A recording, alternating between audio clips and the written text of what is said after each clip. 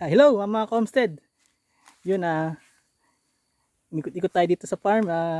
Titingin-tingin ng mga natanim natin. Ngayon, i-update natin ngayon 4 na taon nating unang batch ng tanim ng Nara. Year 2020 natin silang naitanim dito sa farm. Yan, parang sumasabay yung paglaki ng Nara at pagtanda natin, di ba? Yan, yung nakaraang kong vlogs nasabi ko yun. Yun, kailangan pa natin subaybayan. Yan. Ngayon, tingnan natin yung mga tanim na yun. Yan. Itong ating 4 years old na Nara. Yan. Dito sa may malapit sa ating kubo. Yan. Ito yung dating na-vlog ko na nalalagas na yung kanyang dahon at parang kalansay na siya ang itsura. Yan, sabi ko nga sa inyo, magkakadoubt pa rin yung kahit anong mangyari. Yung talagang karakteristik ng Nara. Yan. Ito yung ating update dito sa ating Nara. Ngayon, meron pa tayo dong isang tanim. Yan. Hindi pa rin siya tumatangkad, di ba? Kasi lagi itong nadadali dito sa area ng trail. Yan, itong ating Nara. At least buhay. Yan. Ito yung ating pangalawa na tanim na Nara dito. Yan guys, wag kayong madismaya. Ito lang yung may mga tanim tayo dito na talagang lumaki na siya. Kaya ito yung mga nauna nating pinakita sa inyo na medyo mabagal ang paglaki.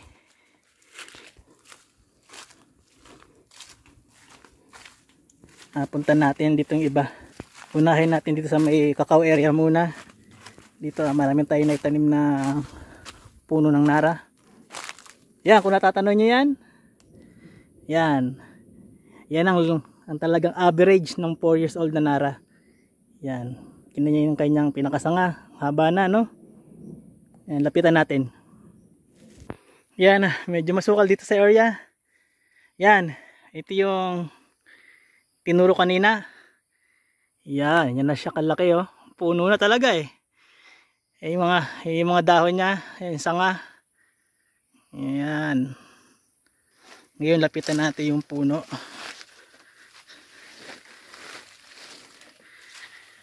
Yan oh.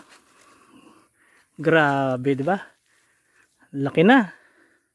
Ito yung kanyang pinakakatawan. Yan. Malayo-malayo dun sa kabila natin in-update. Yan. Grabe no?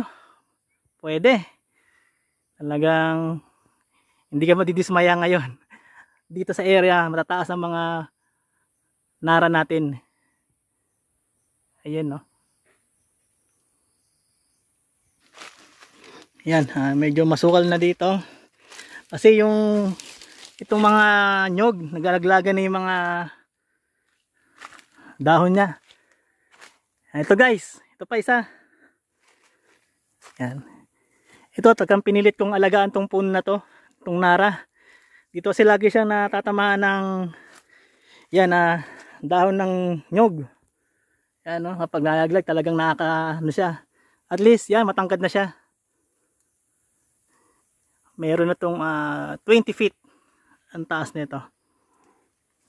Yan. At least nakasurvive tong tanim natin dito.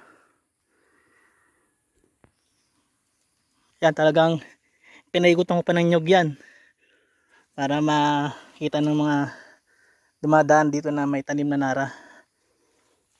Yan, ito yung itsura niya. Pero hindi siya masanga dahil isang straight lang siya na katawan ng puno. Yan, straight lang siya. Yan. Alam ko may isa pa akong tanim dito na Nara, parang natabunan ng mga nyog. Hindi naman dito. Eto, kita ko na mga Comstead. Yan,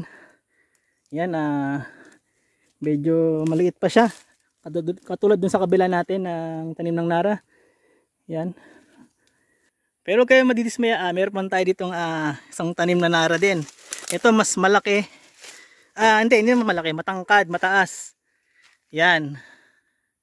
Nakikita niyo yan, yung straight na yan na puno. Yan. Yan po ay nara. Isa sa mga tanim natin. Yan. Sundan nyo lang sa unang video natin. Yan, yung tininim natin dito sa area. Doon na makikita nyo naman na ito yung area na pinagtaniman natin. Yan, ganyan na siya kataas. Yan same dun sa kabila, almost 20 feet na tong puno. Yan, dalawa yung pinakasanga sanga niya. Yan.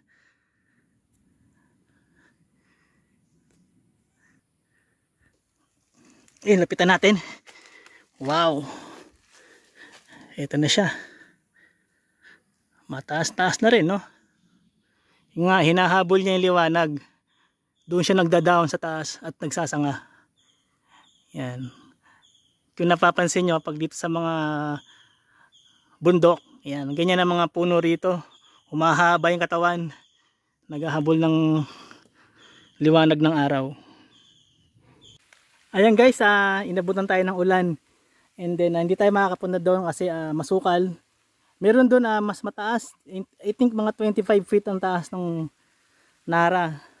Yan, nasa ilalim na siya ng mangga. Pero tumagos na siya doon. Next time, puntahan natin yan. Ayan mga homestead, dahil inabutan tayo ng ulan dito. Yan, meron pa tayong tanim. Diyan sa area. Yan, yun may natatanong nga dito. Yung tanim ng nara yan, mataas na rin, no? Parang mga... Kaya ganyan, ganun na lang mga homestead. At least napit natin yung ating 4 years. After 4 years, yun, nakita natin yung pagbabago ng puno ng nara. May mga napag-iwanan, and then may mga tumaas pa at tumangkad na puno. Yan guys, hanggang dito na lang. Don't forget like, share and subscribe.